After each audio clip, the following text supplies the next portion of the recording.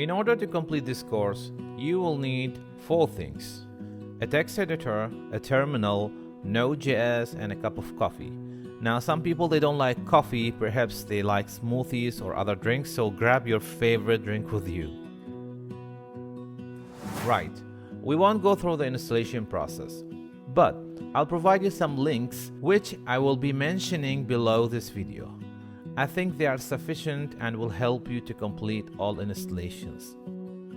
But still, if you need more help, please don't hesitate to contact me via codefunnel@gmail.com.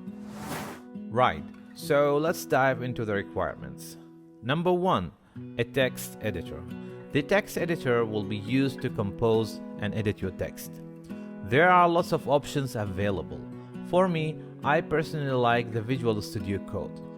It's a free piece of software that helps you to highlight your codes and search for errors easily. Number 2, a terminal.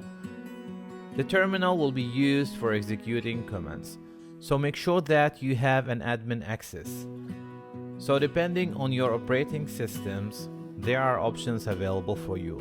I have also mentioned this in the below link. Number 3, the Node.js. This is the core subject in this course. During recording these classes, we will use version 12. That's it, and I'll see you in the next lecture.